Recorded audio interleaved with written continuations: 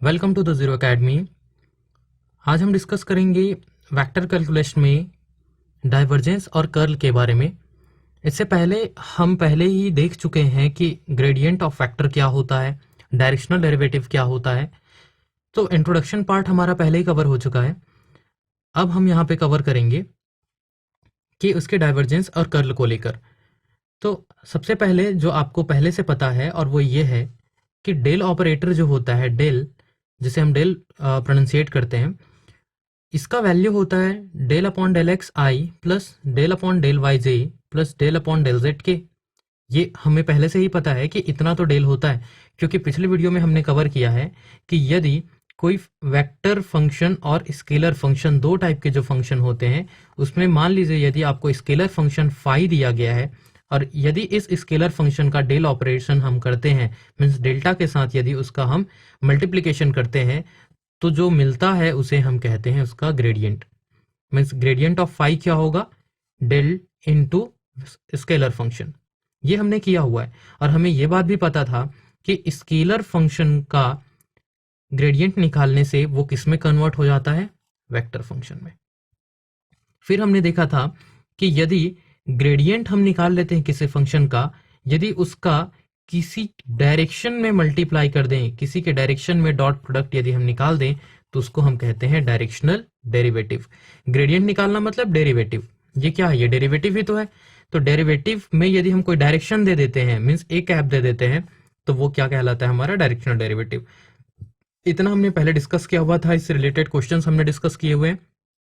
अब हम देखते हैं कि यदि क्वेश्चन में हमें स्केलर फंक्शन ना देके वेक्टर फंक्शन दिया जाता है, वेक्टर फंक्शन एफ से हम रिप्रेजेंट करेंगे, तो यदि वेक्टर फंक्शन होगा तो हमें पता है कि वेक्टर फंक्शंस का मल्टीप्लिकेशन दो तरीके से करते हैं, एक डॉट प्रोडक्ट और दूसरा क्रॉस प्रोडक्ट। ये बात हमें पहले से पता है।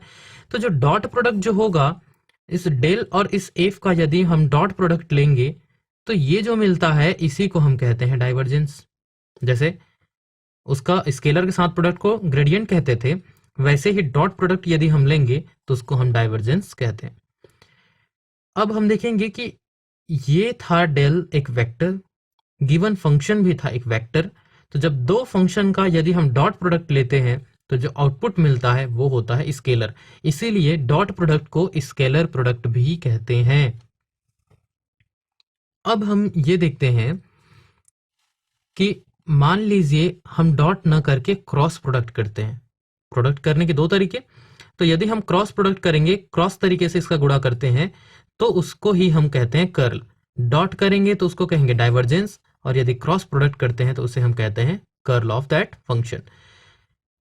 डॉट प्रोडक्ट में आंसर जो आता है वो हमारा स्केलर होता है, लेकिन क्रॉस प्रोडक्ट में गुणा करने के बाद जो मिलता है वो होता है हमारा वेक्टर। मतलब एक वेक्टर का वेक्टर से गुणा करने से वेक्टर तभी मिलेगा जब हम क्रॉस प्रोडक्ट करते हैं, और यदि हम एक वेक्टर का एक वेक्टर से डॉट प्रोडक्ट करते हैं तो हमें आंसर में स्केलर मिलता है। ये बात ठीक है।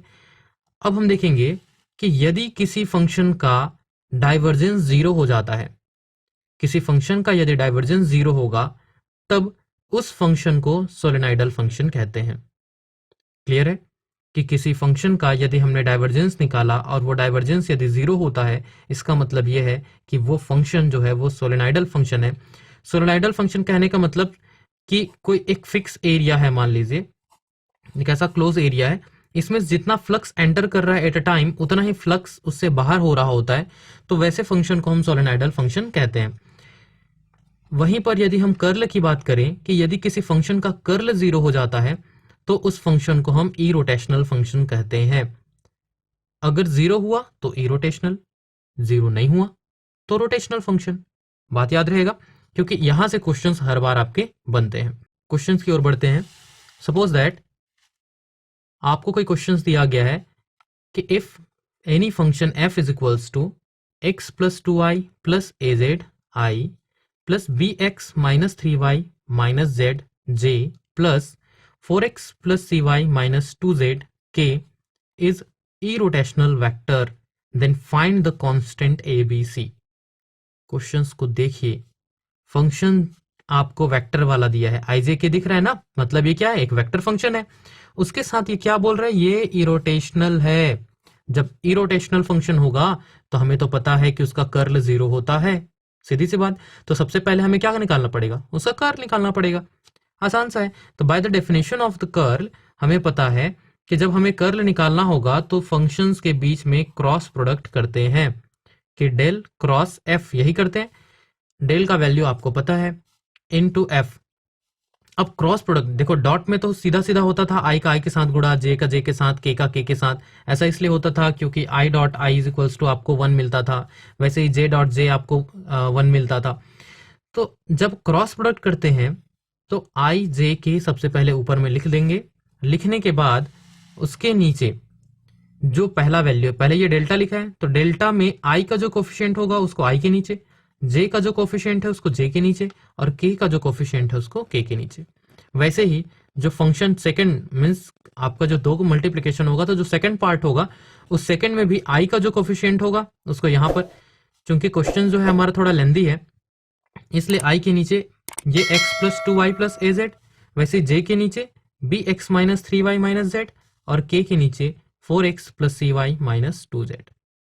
ये क्या है, ये एक डिटर्मिनेंट है। आपने पहले ही पढ़ा होगा फर्स्ट ईयर में कि डिटर्मिनेंट किस तरीके से सिंप्लीफाई करते हैं। ये क्या है, 3 रो और 3 कॉलम है, सो ये 3 क्रॉस 3 डिटर्मिनेंट है आपका। और डिटर्मिनेंट सॉल्व करने का प्रोसेस आपको पता है, तभी आप वेक्टर पढ़ रहे हो कि ये है हमारा आई। सबसे पहले हम आई के लिए यदि सिंप्लीफाई करते हैं तो आई, तो इस रो और इस कॉलम को छोड़ देंगे तो बचेगा क्या, ये 4 बच गए। तो इसमें से भी इन दोनों का पहले मल्टीप्लिकेशन होता है, फिर माइनस साइन के साथ इन दोनों का मल्टीप्लिकेशन होता है। देखिए जब हम इन दोनों का मल्टीप्लाई करेंगे तो ये क्या होगा, पार्शियल डेरिवेटिव है, डेल बाय डेल वाई, मतलब इस फंक्शन का डिफरेंशिएशन हो जाएगा पार्शियली। वाई के अलावा बाकी जो होगा उसको तो ये कांस्टेंट की तरह ट्रीट करेगा। तो देखिए फर्स्ट लिखा है 4x, तो 4x को 0 हो जाएगा, एज अ कांस्टेंट ट्रीट करेगा। सी वाई, वाई का डिफरेंशिएशन होगा तो y का तो 1 हो जाएगा, तो बचेगा क्या, केवल c। तो ये हो गया c। नेक्स्ट z वाला है, ये तो 0 हो जाएगा, माइनस साइन लगाएंगे। उसके बाद इसका मल्टीप्लिकेशन होगा डेल बाय डेल z के साथ, z के रिस्पेक्ट में करेंगे तो ये 0 और ये आंसर क्या आ जाएगा, -1। और चूंकि बीच में पहले से माइनस लगाते हैं इसलिए ये हो जाएगा प्लस, तो c प्लस 1। ये हो गया आई के लिए। जब भी हम डिटरमिनेंट सिंप्लीफाई करते हैं पहले वाले को प्लस, फिर माइनस, फिर प्लस, तो ये प्लस और ये माइनस। अब माइनस के केस में जे वाले रो एंड कॉलम को जब छोड़ देंगे तो बचेगा क्या, 1 2 3 और ये वाला 4, ये चारों बचेंगे। तो इसका मल्टीप्लाई होगा इसके साथ, मतलब x का के रिस्पेक्ट में इसका पार्शियल डेरिवेटिव करेंगे तो 4x का हो जाएगा 4, ये कांस्टेंट 0, ये भी कांस्टेंट 0, माइनस साइन के साथ इसका मल्टीप्लिकेशन होगा डेल बाय डेल z के साथ। तो z के रिस्पेक्ट में यदि हम इसका डिफरेंशिएशन करेंगे तो x 0 हो जाएगा, y 0 हो जाएगा, और a z, तो z 1 होगा तो उसके साथ क्या है a, तो बच क्या जाएगा a, और चूंकि बीच में माइनस साइन लेते हैं इसलिए 4 माइनस a प्लस k की बात करें तो ये वाला रो और ये वाला कॉलम दोनों छोड़ देंगे तो बचेगा क्या, 1 2 3 और ये 4। तो सबसे पहले x के रिस्पेक्ट में इसका सिंप्लीफिकेशन करेंगे तो x 1 होगा तो बच जाएगा b, बाकी ये दोनों तो कांस्टेंट हो जाएंगे x के लिए, तो 0 हो जाएगा, माइनस साइन लगाएंगे। अब इसका सिंप्लीफाई करेंगे विथ रिस्पेक्ट टू y के रिस्पेक्ट में ये 0, ये हो जाएगा 2 और ये वाला 0, तो ये हो गया 2। तो इस तरीके से इसको सिंप्लीफाई करने से, इस डिटरमिनेंट को सिंप्लीफाई करने से हमें ये टोटल वैल्यू मिलता है। हमने इसको फिर से अरेंज करके लिखा, ये पॉजिटिव, ये जो बीच में माइनस साइन था उसको यदि मैं अंदर ले जाऊं तो ये माइनस और ये प्लस हो जाएगा, ये हमने कर दिया इसलिए बाहर में प्लस साइन, और ये एज इट इज।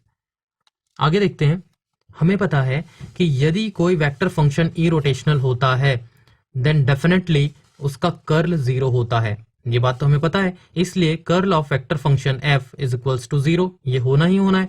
तो कर्ल f अभी हमने क्या निकाला था, ये टोटल वैल्यू अभी हमने डिटरमिनेंट के थ्रू ये निकाला था, तो इतना इज इक्वल्स टू होगा 0। अब हम कहते हैं कि यदि ये एक वेक्टर है और वेक्टर को यदि हम 0 से इक्वेट करते हैं तो इस साइड भी तो एक वेक्टर ही होगा भाई। एक वेक्टर के बराबर होगा, एक कॉम्प्लेक्स नंबर के बराबर होगा, एक रियल नंबर से बराबर होगा। उसी तरीके से तो यदि हम इन दोनों को कंपेयर करें तो कंपेयर करने से क्या मिलेगा, आई वाला आई वाले के बराबर होगा, जे वाला जे वाले के बराबर होगा, और वैसे ही जो के है वो के बराबर होगा। तो आई का कोफिशिएंट c+1, इधर आई का कोफिशिएंट 0, इधर जे का कोफिशिएंट a-4, और यहाँ पे 0, वैसे ही k के लिए b-2 which is equals to 0 implies that इसको सिंप्लीफाई करेंगे तो c का वैल्यू -1, a का वैल्यू 4 एंड b का वैल्यू 2। तो ये था हमारा रिक्वायर्ड सॉल्यूशन इस क्वेश्चन का। क्वेश्चन बहुत ही आसान था, बहुत ही सिंपल था। क्वेश्चन में सीधा सीधा आपको कर्ल निकालना था। आपने देखा कर्ल किस तरीके से निकालते हैं, इरोटेशनल होने के कारण उसको हम 0 से इक्वेट किए और इस तरीके से हमको एबीसी का वैल्यू निकल गया। कभी भी क्वेश्चन आपको डाइवर्जेंस 0 करता है, मतलब सॉलिनॉइडल फंक्शन वाला बात करता है या इरोटेशनल फंक्शन वाला देता है, उस केस में हमेशा आपसे किसी न किसी कांस्टेंट का वैल्यू वो पूछता है। तो इस तरह के क्वेश्चंस एग्जाम में आते हैं। If u is equals to x square plus y square plus z square and vector v is equals to x i plus y j plus z k, then so that divergence of u dot vector v is equals to 5 times u। Question ये u बोला है, ये वाला u equals to आपको दिख रहा है x square plus y square plus z square. I j k तो लिखा नहीं है, मतलब ये क्या है, एक स्केलर है, लेकिन ये वाला एक वेक्टर है। तो क्वेश्चन देखिए, आपको तो प्रूफ करना है ना, तो प्रूफ करने के लिए आप लेफ्ट हैंड साइड को देखिए, डाइवर्जेंस निकालना है किसका, u डॉट वेक्टर v का। तो क्यों ना हम सबसे पहले u डॉट वेक्टर v पहले कैलकुलेट कर लें। जब ये कैलकुलेट कर लेंगे उसके बाद डाइवर्जेंस निकाल लेंगे। तो इसको कैलकुलेट करने के लिए हम देखते हैं कि u dot vector v, u का वैल्यू हमने पुटअप किया जो क्वेश्चन था, डॉट वेक्टर v हमने पुटअप किया। हमें पता है ये तो स्केलर है, और जब एक स्केलर का मल्टीप्लीकेशन वेक्टर के साथ करते हैं तो एक एक के साथ मल्टीप्लाई होता है, मतलब इसका होगा इस i वाले के साथ, फिर इसका होगा j वाले के साथ, एंड सिमिलरली उसका उस k वाले के साथ भी मल्टीप्लाई होता है। ये बात हम जानते हैं अच्छे तरीके से। तो इसीलिए हम ये मल्टीप्लाई कर दिए, तो x इसके साथ आ जाएगा, फिर y आ जाएगा, फिर z आ जाएगा। तो ये x y z ये 3 हमको मिल गए। यहाँ तक क्लियर है, इन दोनों का मल्टीप्लाई हमारा हो गया। अब उसका डाइवर्जेंस निकालने के लिए बोला था। डाइवर्जेंस के लिए हमें पता है कि हम यहाँ पे लेते हैं डेल ऑपरेटर, ये लेते हैं हम del operator, del u into vector function v। तो डेल का वैल्यू हमें पता है, del by del x i plus del by del y z plus del upon del z के, और ये जो वैल्यू जो दिया गया है ये टोटल वैल्यू हम उसको यहाँ पे लिख रहे हैं। चूंकि ये बहुत लेंदी है, यहाँ पे लिखने से बहुत लेंदी हो जाता, तो मैं डायरेक्ट अभी u into vector function v लिख दिया हूँ। आगे देखिए, अब इस u में ये i वाला और ये i वाला, और थोड़ा नीचे ये i और ये i, इन दोनों का मल्टीप्लाई होगा, मतलब डेल बाई डेल एक्स, इनका क्या होगा, पार्शियल डिफरेंशिएशन होगा विथ रिस्पेक्ट टू x। तो x के रिस्पेक्ट में हो रहा है तो x वाले को डिफरेंशिएट करेगा और बाकी जो रहेगा उसको ये कांस्टेंट रेट करेगा। तो यहां से हम देखते हैं जब इसका मल्टीप्लाई होगा इसके साथ, तो x इंटू एक्स स्क्वायर क्या हो जाएगा, एक्स क्यूब। तो एक्स क्यूब को डिफरेंशिएट करेगा तो पावर 3 सामने आएगा और ये हो जाएगा एक्स स्क्वायर, प्लस ये x इसके साथ भी मल्टीप्लाई होगा तो x का डिफरेंशिएशन हो जाएगा 1 और बच जाएगा वाई स्क्वायर, और वैसे ही z के लिए जेड स्क्वायर। तो जैसा इसमें हुआ है एग्जैक्टली बाकी सब में भी वैसा ही होता है, इसलिए जो इसमें मिला है वैसे ही इसमें सिर्फ y वाला वाई क्यूब बनेगा, तो ये y वाला, और वैसे ही लास्ट वाले में क्या होगा, z क्यूब बनेगा, तो z के लिए 3z स्क्वायर, बाकी सेम। अब हम देखते हैं इसमें है 3x स्क्वायर, एक्स स्क्वायर और ये 1, तो 1 2 और ये 3 टोटल हो गए 5। तो हमारे पास क्या हो गया, ये 5x स्क्वायर। वैसे y को भी देखेंगे तो ये है हमारा 5y स्क्वायर, और नेक्स्ट z को भी देखें तो 5z स्क्वायर। सब में से 5 कॉमन निकाल लें तो अंदर बचता है x square plus y square plus z square. This much equals to, questions में तो हमें पता है कि x square plus y square plus z square ये क्या है, यही तो हमारा u है। तो this much equals to 5u which is equals to right hand side, hence proof. यही तो करना था हमें प्रूफ करने के लिए, बहुत ही सिंपल था, बहुत ही आसान है। चूंकि मैं इस बार इसको आपको लग रहा होगा कि मैं रिटर्न आपको एक्सप्लेन कर रहा हूँ, ऐसा इसलिए क्योंकि आपके इसको रिकॉर्डिंग करते समय कुछ टेक्निकल इशू के कारण ये रिकॉर्ड नहीं हो पाया था, और ये सारा मैंने यहाँ पे सॉल्व कर लिया था, इसीलिए आपको ये जितने हैं वो एज इट इज रिटर्न ही मैं आपको यहाँ पे एक्सप्लेन कर दिया। अच्छा, इसे हमारा समय बच गया। एक और क्वेश्चन देखते हैं। Question number 3, proof that curl of r to the power n dot vector r which is equals to 0। ये हमें प्रूफ करना है। सबसे पहले आप ध्यान दीजिए, हमने पहले भी इस तरह के क्वेश्चन सॉल्व किए हैं। हमें पता है कि वेक्टर r क्या होता है। मैंने कहा था जब भी कभी पूरे वेक्टर कैलकुलस में वेक्टर r की बात करता है, इसका मतलब वो क्या होगा, x i plus y j plus z k, ये सारे क्या होते हैं, कैप वाले होते हैं। तो ये है हमारा वेक्टर r। वेक्टर r जब देता है तो इसका यदि हम स्क्वायर करें, आर स्क्वायर करें, तो ये हमें मिलता है x square plus y square plus z square, ये होता है। तो यहाँ पे ये जो आर लिखा है वो ये वाला आर है, मैग्नीट्यूड वाला, और ये जो आर लिखा है वो एक वेक्टर क्वांटिटी है। सो x i plus y j plus z के, वो इसकी बात कर रहा है। ये दोनों का अंतर समझ में आ रहा है आपको? अब हमें निकालना है curl. Now taking left hand side, left hand side में जो हमें दिया हुआ है वो है curl of r to the power n dot vector r, ये दिया है। दिस मच इक्वल्स टू, जब भी कर्ल बोलता है मतलब हम क्या करते हैं, एक डेल ऑपरेटर लेते हैं, क्रॉस प्रोडक्ट लेते हैं, किसका, r to the power n, ये हो जाएगा।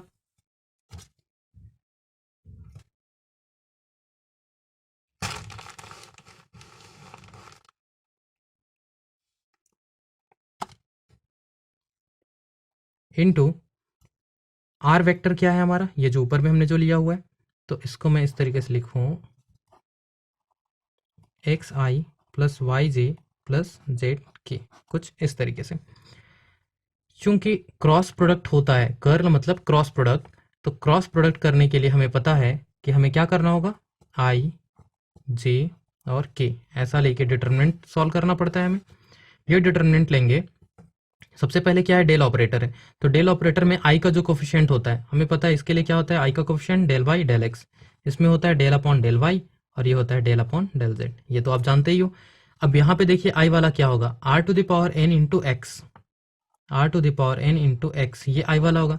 वैसे ही जे के केस में क्या होगा, इसका मल्टीप्लाई यहाँ भी होगा, तो r to the power n into y और ये हो जाएगा r to the power n into z. तो ये बन गया हमारा 3x3 डिटर्मिनेंट। बहुत ही आसान था, इतना तक कर लिए यदि आप। इसके बाद जो डिटर्मिनेंट सॉल्व करने का जो नियम है, हम उस तरीके से इसको सिंप्लीफाई करते हैं।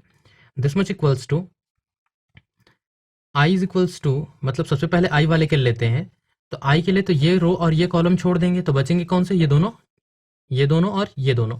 उसमें भी इनका पहले मल्टीप्लाई होता है हमेशा ऐसे, तो मतलब ये है कि del upon del y of r to the power n z, ये होगा, माइनस माइनस साइन लगाते हैं बीच में, फिर इनका मल्टीप्लाई होता है, तो ये हो जाएगा del by del z of r to the power n y, कुछ इस तरीके से, और ये ब्रैकेट क्लोज। ये किसके लिए हुआ, आई के लिए हुआ। फिर नेक्स्ट हम क्या करते हैं, माइनस साइन लगाते हैं, फिर जे के लिए करेंगे, फिर प्लस साइन लगाएंगे, फिर के लिए यही सेम काम करेंगे, फिर हमारा बहुत लेंदी हो जाएगा। इसीलिए हम फिर से क्या करते हैं, इसको समेशन वाला सिंप्लीफाई करते हैं। समेशन मैंने लगा दिया, इसका मतलब ये है कि जो चीज़ मैं आई के लिए कर रहा हूँ वैसे ही मैं जे के लिए करूंगा, वैसे ही मैं के लिए करूंगा। तो लास्ट में हम जनरलाइज करके इसका आंसर ले आते हैं। तो सबसे पहले हम इसको इस तरह से सिंप्लीफाई करें, समेशन ऑफ आई। देखिए अब हम जब आर का डिफरेंशिएशन करेंगे विथ रिस्पेक्ट टू वाई, तो आर तो वाई का फंक्शन होता है, तो ये हो जाएगा, sorry r to the power n है, तो ये जो पावर जो रहता है वो सामने आ जाएगा, मतलब एन जो है वो सामने आ जाएगा और आर का पावर एक कम हो जाएगा, ये हुआ। इन टू फिर आर का डिफरेंशिएशन होगा विथ रिस्पेक्ट टू वाई, तो del r upon del y, कुछ ऐसा हो जाएगा। और ये क्या है, जेड, वाई के लिए तो एज अ कॉन्स्टेंट है, तो उस कॉन्स्टेंट को वैसे ही रहने देते हैं, मतलब डिफरेंशिएशन सिर्फ किसका हुआ, r to the power n का, जेड एज अ कॉन्स्टेंट था इसलिए छूट गया, माइनस साइन। अब जेड के रिस्पेक्ट में करेंगे तो वाई तो एज अ कॉन्स्टेंट है, तो वाई तो वैसे ही रहेगा, डिफरेंशिएशन किसका होगा, r to the power n का, तो एन सामने आ जाएगा, आर की पावर एक कम हो जाएगा, फिर del r upon del z आएगा और इनटू रहेगा वाई, ये हो गया।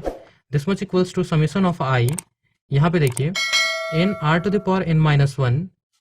अब आपको पता है कि del r upon del y, ये हमने पहले भी क्वेश्चन में सॉल्व किया हुआ है, तो आपको ध्यान में होगा कि जब भी कभी हम del r by del x निकालते हैं तो ये होता है x by r, del r by del y यदि हम निकालते हैं तो ये होता है वाई अपॉन आर।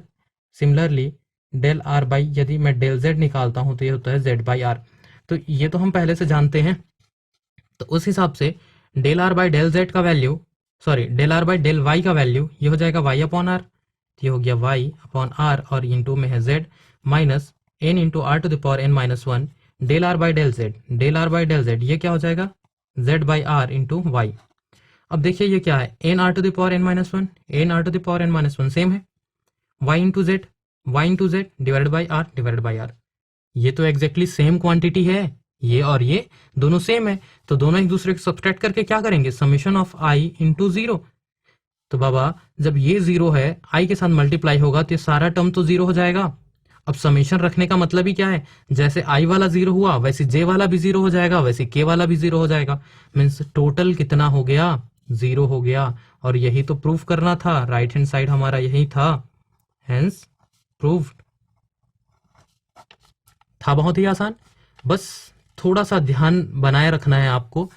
बेसिक जो डिफरेंशिएशन के जो नियम हैं वो आपको नहीं भूलने हैं। जब आप कॉम्प्लेक्स पढ़ते हो तो आपको ट्रिग्नोमेट्री के कॉन्सेप्ट नहीं भूलने हैं। जैसे ही आप कैलकुलस, चाहे आप किसी के भी कैलकुलस में आ जाओ, आपका डिफरेंशिएशन और इंटीग्रेशन स्ट्रांग होना बहुत ज़्यादा ज़रूरी है। उम्मीद है ये चीज़ आपको समझ में आया होगा। तो ये तो था आपका वेक्टर कैलकुलस का फर्स्ट पार्ट, जिसमें हम डेल ऑपरेटर से रिलेटेड चीज़ें पढ़ते हैं, जिसमें से हमने क्या क्या पढ़ा, ग्रेडियंट पढ़ा, हमने डायरेक्शनल डेरिवेटिव पढ़ा, तीसरी बात हम उसमें डाइवर्जेंस पढ़ते हैं, कर्ल पढ़ते हैं। तो ये सारा प्रोसेस था आपका फर्स्ट पार्ट, जहां से डैम श्योर आपका एक क्वेश्चन आता है जिसको स्कोर करना आपके लिए बहुत ज़्यादा आसान होता है, क्योंकि इसके आगे जो आप पढ़ते हो उसमें आप लाइन इंटीग्रेशन, सरफेस इंटीग्रेशन और भी बड़ी बड़ी चीज़ें, फिर ग्रीन थ्योरम, स्टोक्स थ्योरम, वो और ज़्यादा कॉम्प्लिकेटेड हो जाता है। तो ये फर्स्ट पोर्शन जो है आप इसको ज़्यादा स्ट्रॉन्ग कीजिए, यहाँ से आपको नंबर स्कोर करना आपका बहुत ज़्यादा आसान हो जाता है। तो उम्मीद है चीज़ें आपको समझ में आया होगा।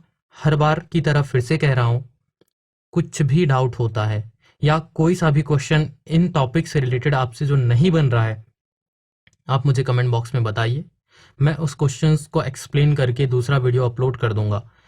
या फिर आप मुझे कहीं पर छोटा मोटा डाउट आता है तो आप टेलीग्राम में मुझे ज्वाइन कर लो, जिसका लिंक आपको डिस्क्रिप्शन में मिलता है। आप वहाँ से टेलीग्राम में आ जाइए, वहाँ पे आप मुझे फ़ोटो क्लिक करके क्वेश्चन भेज दीजिए, मैं आपको सिंपल क्वेश्चन सॉल्व करके आपको मैं बता दूंगा, या उसका एक्सप्लेनेशन आपको मैं बता दूंगा। तो अभी के लिए बस इतना ही। अगले वीडियो में मिलेंगे जहाँ पे हम डिस्कस करेंगे इसके लाइन इंटीग्रेशन और सरफेस इंटीग्रेशन के बारे में। तो अभी के लिए बस इतना ही। Stay safe, keep learning and thank you.